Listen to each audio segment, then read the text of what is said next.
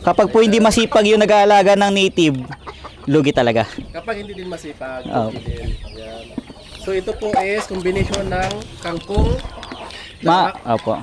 at saka Konting feeds po. Counting feeds. Ang feeds po nila yung pagkain ng itik para mura. Kaya ng itik. Opo. Ang explanation po doon, hindi nila kailangan talaga ng eksaktong crude protein yung mga native chicken kasi wala namang crude protein sa Adult na. sa adult saka wala pong crude protein sa bukid. Di ba nangingitlog yung native kahit wala namang feeds? Ibig sabihin hindi nila kailangan ng tamang crude protein, which is yung mga natin, yung mga commercial feeds nakabase sa crude protein para masabing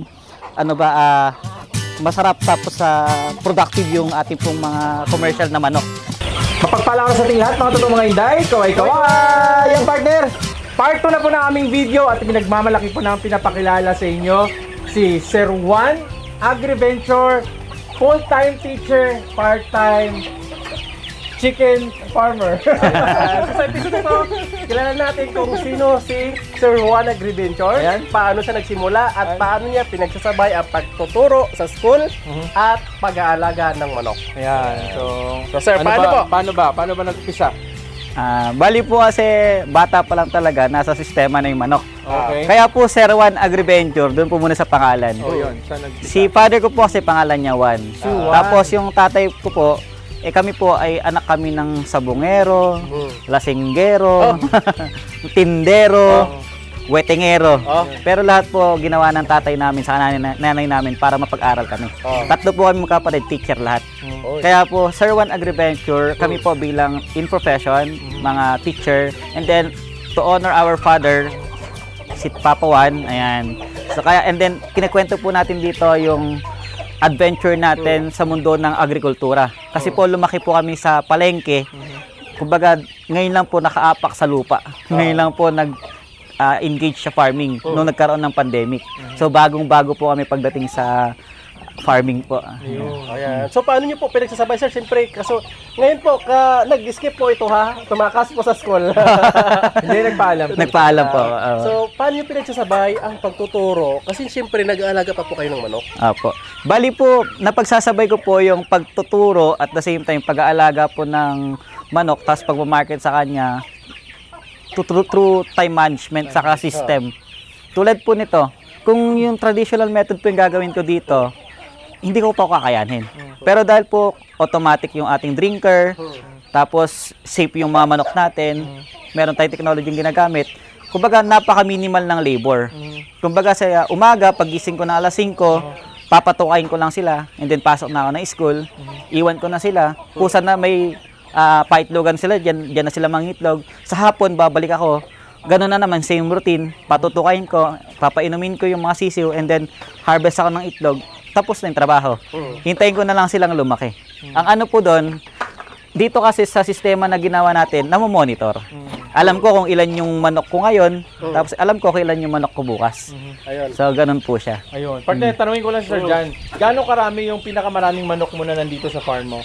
Start ka. Yes po. Nung nagsimula po tayo na mag-alaga ng pure lines sa native chicken, Gumuha po tayo sa Pampanga pa. Dumayo pa ng Pampanga. Nagsimula po tayo sa 5 manok. 5 manok. Isang tandang tapos 4 na babae. So nakita po natin doon na potential. Kasi po dumadayo pa. Katulad ako, dumayo ako ng Pampanga para makabili ng pure lines ng Parawakan. Ibig sabihin, kung ako dumayo at market ako, so ibig sabihin yung mga tao din, pag tama yung market mo, tama yung tao, dadayo rin sila rito. So yun po, kaya doon nagsimula. Hanggang sa paunti-unti po, dumami po yung ating pong mga manok. Ngayon po nag-aalaga muna po tayo, nasa 60 plus po yung breeders natin. 60 plus na Yes breeders. po. Yung pinaka-maximum yung reach na count ng manok. Sila. Sa ano po, grow out po natin, umabot po sila ng ano, di ba yung mula po sa 60 na manok, sa isang batch po natin, isang buwan lang yun, nasa 500 mahigit yung ating pong grow out. Liban po sa mga breeders natin yun. So, marami, Tapos, pala. opo, so monthly po, halos ganun yun nangyari. Kaso nga lang po, dahil sa power ng social media, sisiw pa lang nabibili na. Kaya ngayon po, dahil unexpected din po by God's grace, nag-bloom po siya, napaboran ni Facebook. Kaya po yung ating pong market, almost 90% galing sa social media. Ayun. So, pwede mo bang mabulong, sir, kung sino ang mas malakas na income? pag-teacher or yung pagsa-sideline mo sa manok? Kung ano po, sa peaks at gusto mo, walang stress, hindi ka matatakot na bukas may kakainin ka, magtrabaho. 8 hours job. Pero kung gusto mong kumita, just a matter of one day, 20,000, Mabilis lang. 10,000, 5,000. Pero hindi ka sure kung bukas, kikita pa rin ng Kita gano'n. pa rin. So, fluctuating. Pero kung sa kitaan lang, mas malaki ang kikitain sa labas ng nagtatrabaho ng 8 hours per day. Gaya nitong manukan. Opo. Pero kung pagsabayin, much better. Ay, yes po, yan ang pinaka-the best. Ay, importante kasi partner, parang nakita ko kay Sir Jan, Ah. may passion talaga siya sa pagtuturo. Kaya parang ayaw niyang iwan yung teaching. Tapos Yes. andito din yung passion niya ulit dito sa pagmamanok. Kaya pinagsabay, importante kasi may time management eh. Pag wala kang time management, hindi mo to magagawa lahat. Opo. Tsaka may partner siya, si Papa Juan. Ayan, Pwede mo ba tama. kami, sir, ito at saka introduce yung lahat ng manok meron ka dito? Sige po. Sige. So dito, So, dito, Dito po yung mga alaga po natin, meron tayong 4 na inahin po tapos isang tandang, bawat 8 feet by 4 feet po. Yung 8 feet by 4 feet. Opo, 8 feet po yung kanyang haba, tapos yung lapad po niya 4 feet, parang isang plywood, tapos kalahating plywood. Naglalaman po siya ng 5 manok para maging ano sila, para productive. breeder. Breeder po yan. So, ganun po, dinuplicate lang po natin. So, 10 ano po yan, 10 ganyan. Tapos sa dulo po natin, andun po yung mga darag po natin. Nauna kasi tayo nag-alaga ng darag, pero for culling na sila. Kaya paunti-unti na natin silang ina-out. Gaano ba katagal yung pagkikaroon ng breeder? Gaano ba sila ka-productive? Ilang months, ilang years ba na pwede pa silang gamitin na breeder? The best po sila na gamitin, mula sila ay namang itlog, 2 taon. 2 years. 2 years. Yes. Yes. Lang ng itlog. Itlog lang ng itlog yon, tuloy-tuloy po yon. Tapos, after 2 years, medyo hihina na po sila mga itlog. Doon na po nag-i-start ng culling. Katulad po tayo, yung darag natin, 2023 pa, 2025, October na. So, pangalawang taon ko na po sila. Kaya unti-unti ko na silang ina-out. And then, magpapanibagong batch na po ako ng darag. Tapos, ganun din po sa mga parawakan natin. Yung parawakan po natin, mas bata kasi. Kaya mas marami sila dito ngayon. At kung instead ay in terms of sustainability sa adaptability sa atin po dito sa farm na ganitong sistema na nakakulong yung ating mga breeders, mas productive po yung parawakan. Pero sa nakagala, the best po yung darag. Kahit di mo pakainin ng feeds. Baka hindi na uuwi yun. Ayun lang. Baka di na, yun lang, baka di na umuwi. Pero pag nakagala po ang inyong mga manok, mas the best po talaga yung yung darag native chicken. Napakatipid po niya. Pero sa ngayon, ang pinaka-mass production mo is pawakan. Apo. Mas marami po tayong parawakan na Parawakan. Apo. Pag sa Mindanao po pawakan, pero pag sa dito po sa amin parawakan. Ang ano niya, yung term na ginagamit. Kasi po ang inaano natin is yung lalaking ano niya, linyada. Gusto nating paramihin yung mga roosters kasi po marami po naghahanap ng mga Panabong ba yan? hindi po. Hindi po sila Hindi po tayo ikot dito, sir. Apo. Sir, napag-usapan namin kanina yung part 1. Panoorin niyo yung part 1 para malaman niyo. Pero brief context na, sir. Ano ang future na mangyayari dito sa farm mo? May mga expansion, development? Ayun nga po, bali ang challenge po sa atin ng DA, kaya mo bang mag-produce ng maramihan na wag ka ng barya-barya?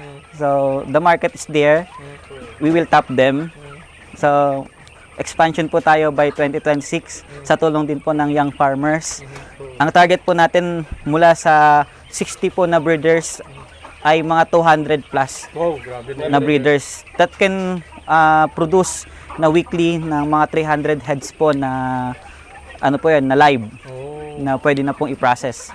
And then, kaso yung 300 po na yon na weekly, kulang pa po yun. Kulang pa rin dyan sa market. Sa market. So, Kaya po mag-expand siya. the market is there. Wala nga lang mga nag-aalaga. Walang may gusto. So, kailangan ko po kayo talaga. Sumabay kayo. Meron talang ginagawang seminar ata si sir. Ilang years mo na ba ito ginagawa? Ilang months na yung seminar mo? Yes po. Bali po tayo ay nagpapaseminar po ng native chicken production in a modern way of farming. 2 taon na po nating ginagawa ito. Po. Na kung saan monthly po, ay hindi po nung una po every 3 months. Pero ngayon po dahil po kailangan ko ng suporta ng lahat. Kailangan pong malaman tuloy-tuloy po yung advocacy natin na ituro sa kanila na may bagong paraan ng pag-aalaga ng native na manok na kikita ka rin, hindi na yung traditional lang na pinapagala sila. Nandiyan na yung market. So, tulungan lang po na So, ano yung schedule mo? Anong schedule mo sa seminar? bali po, pag nagpapa-seminar po tayo, kadalasan po ito ay kada third week ng buwan. Ibig sabihin po sa ikatlong Sabado, yun po ang seminar. Na, opo, Ikatlong Sabado. na buwan. Opo, ganun po. So, and then sa ano naman po, automated na, pag nag-search po kayo kay Sir Juan Agriventure, meron po tayong Google form na pinifill outan. So, first come, first serve. Limitado lang po yung ating pinapa-attend. So, 20 person lang po kada isang seminar para po lahat ng ating pong mga kasamahan na gustong magtanong, na-accommodate po natin siya lahat. Lalo kung gustong maliwanagan yung mga gustong malaman, so pinapalista natin bago sila pumunta kung ano yung gusto nilang malaman at matutunan para pagbalik nila sa kanilang mga farm, sa inyo pong mga farm, is ma-apply nyo po kung ano po yung ating pong na-seminar. Yun. So, yun. Contact nyo po, Sir Juan Agriventure. Ayan. Yes, sir. So, paras-paras nga, 5. Ito pa, 5. So, yun yung mga expansion, the next following years, yung makikita nyo. Tsaka kailangan nila, Sir John, no, nagkaroon ng mas maraming growers. So, kung mas malapit kayo, i-tap nyo po sila para mas mabilis yung marketing strategy. Yes po. Para po ano po kasi natin, meron tayong tinatawag na the One Farm Marketing Strategy, na kung saan yung ating pong mga nag-avail ng ating pong mga breeders na galing po dito kay Sir Juan, they are the one na una nating itatap once na nandyan na yung market. Pero sure naman ako na kahit ilan yung alaga mo niyan, kahit ikaw lang nag-aalaga, sa lugar ninyo kulang na kulang pa. Kasi unang-una, personal consumption. Nag-aalaga ka na lang din, kainin mo na yung alaga mo. Pangalawa, kapitbahay mo.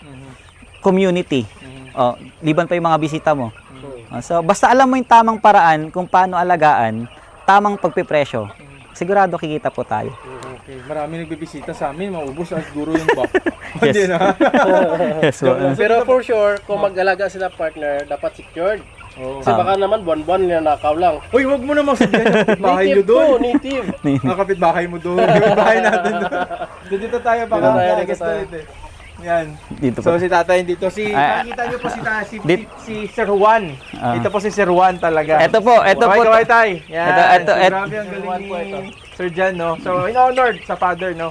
Yan. So silang nagtutulungan dito sa farm. Sir, ilan ba kayo magkapatid, sir? Bali, tatlo po kami magkakapatid. Yung teacher. Si ate ko, tapos ako, tapos yung bunso. Lahat po kami teacher. Tapos ako lang po yung naliligaw na nagpa-farming, nagmamanok. Pero kasama ko po dito si father ko na siya yung taga-alaga. Pinapakain na nila. Yan. So sa tingin mo, anong mangyayari pag tinuloy-tuloy mo to? Anong mangyayari sa native chicken sa Pilipinas? Ang ating pong dream o pangarap sa native chicken, lalo 10 years ago, na-develop na ang commercialization of native chicken production. Problema na lang, walang gustong mag-adapt. We are accepting the challenge to adopt the commercialization technology. No, yung commercialization production sa kanila na balang araw tong native chicken na to, hindi na lang natin siya nakikita sa lansangan, sa gilid-gilid ng bahay, kundi makikita natin siya unang-una sa mga malalaking store tulad ng SM, Walter Mart. Kasi nandiyan yung technology kompleto na. Kahit na 1,000 manok yung alagaan mo, same technology yung ginagamit. Same yung method ng pakain, yung vitamins, yung natural antibiotic nila. So, ang kailangan na lang, dumami yung nagpo-produce. And then, at the same time po, makapag-process ng native chicken, may benta po ito online, lalo napakatalamak na po ngayon ang bilis mag-market ng online product. And at the same time po, isa pa is makapag-export. Kasi naniniwala tayo na yung quality ng meat ng native chicken natin, hindi lang pang Pilipinas. Yes, tama. Di ba pa? Tama, yun ang galing ha. Ayan, So, ang native chicken kasi mas masarap compare sa yung binibenta na ilang days old lang yan sa palengke, di ba? 28 days na lang po ngayon 28 days. yung broiler. Sobrang taba. Po. Ayun, so mga Inday, sana po na-inspired namin kayo at talagang nakaka-inspire dito si Teacher Sir John, no? At kasi sipin nyo nag-uniform pa siya tapos papakain, no? Bago umalis naka-uniform, papakain. Ay, hindi naman kuya, grabe ka naman. Kagigising ko na. Hindi ba? Kagising lang. Kagigising. Bago maligo. Baka kasi kantyawan ako ng mga bata. Amoy manok yung teacher namin. Sabihin, patay tayo dyan. Pero yun ang passion talaga ni Sir John, no? Pagtuturo at the same time, pagtuturo din sa mga manok kung para dumami. At pagtuturo po sa kapwa natin Pilipino, lalong-lalo yung mga farmers po. Yan. So, yun. gusto natin turuan ng tamang technology. Lalong-lalo yung tamang gastos para kumita. Yun. yung kung gusto niyo po malaman kung ano yung mga pagkain, technology, at saka kung paano inalagaan yung manok, hindi na po natin may isa mga idol. Please follow and subscribe lang po si Sir Juan Agriventure. Yan sa kanyang Facebook page. Yan. Marami po doon at saka may pa-seminar po sila. Please, you can attend. Yes, At saka sabi nga niya, unli buffet ng manok ba yun? Unli buffet po tayo ng breakfast. Breakfast. Pero matitikman nyo ang ating pong mga manok. Ano pa pwede mong ma-inspire them? Sa inyo na na-inspired na sa'yo, inspired mo yung mga young farmers natin. Ayan. Sa mga gusto pong mag-alaga ng native chicken, kahit nasan ka sa Pilipinas, ang maganda, simulan mo na. Huwag mo nang hintayin bukas, ngayon na. Unang-una, para sa pamilya mo, para sa pamilya natin, libreng pagkain araw-araw, hindi sila magastos, malalas pa sa sakit. So, ito yung isa sa paraan para magkaroon ng food sustainability na hindi ito mangyayari kung hindi ka kikilos. Sa mga gusto pong mag-alaga ng native na manok, tuloy-tuloy lang, simulan na. Sabi nga po ng ating mentor na si Doc James, gastos pababain, kita palakihin. Tara nang mag-alaga ng native chickens. Happy farming! Pwede ba kami bisita doon kay Sir James? Ay, yes po, pwede Yan. pa. Sa sunod, pag nakapunta kami ng Ililo, Doc James, bisitahin ka Ayan. namin. Sir Jan, ano naman masasabi mo yung sinabi mo na kapag may alaga kang native na manok, tinanakaw ng kapitbahay. Ngayon, ano masasabi mo sa kapitbahay? Ano po? Ay, sa kapitbahay. Oo, nanakaw ng native na manok. Tuloy-tuloy. Hindi, kaya nga po nandun na yung technology. Nakakulong yung manok, instead na yung manok yung naghahanap ng pagkain, ikaw na lang yung magbigay ng pagkain sa kanila. Oo. Basta alam mo yung tamang pagkain na bibigay sa kanila. So, yun. Hindi na makakanakaw yung kapitbahay kasi kinulong mo naman. So, Ayan, yun. so maraming salamat mga totoong dahil nakakatawa yung mga ginagawa namin. Pero masaya at sana na-inspired namin kayo dahil hindi po basta-basta magiging farmer. Pero pag may dedication kayo at may puso at mayroong passion sa ginagawa nyo, sigurado na tatagal kayo at magkakaroon kayo ng magandang source of income in the future. So kagaya ni Sir Jan, no, batang-bata pa po talaga yung teacher pero binigyan niya din ng time itong ganitong klaseng ano. Kasi nga, sabi niya, di ba, one day lang kung isipin 20,000. Pero yun nga, kailangan mo din. Oo. So, pantay-pantay lang din yun. Kailangan i-balance natin kung ano yung mga gusto nyong gagawin. So, maraming salamat mga totoong Hinday. Maraming salamat, Sir Jan. Thank you po. Subscribe niyo po, Sir Juan Agriventure. At dito kami ngayon sa Kuyapo, Nueva Ecija. Yan. So, please don't forget to subscribe ang channel po namin, Pinoy Palaboy. Click the notification bell para updated kayo sa mga bagong tips and tricks sa pagpa-farm. At sana po, next episode, kayo naman na ma-feature namin. Mag-comment kayo at mag-message sa amin. Yan, kung nagustuhan niyo yung ating video, like naman po mga idol, mag-subscribe, mag-follow kay Sir Juan Agriventures, mag-comment kung may mga katanungan po kayo, at saka syempre, i-share yung ating video para maraming mga makapanood. Yan, Luzon, Visayas at Mindanao, iba't ibang diskarte, iba't ibang farming techniques, at iba't ibang farmer hero. Kaya tandaan nyo po, pag sinunod nyo po yung diskarte nila, sigurado yun din po ang magiging resulta. So mula yan dito sa Kuyapo, Nueva Ecija, kasama natin sa Sir Juan Agriventure. Happy farming! Bye-bye! Kaway-kaway mga totoo mga Hinday!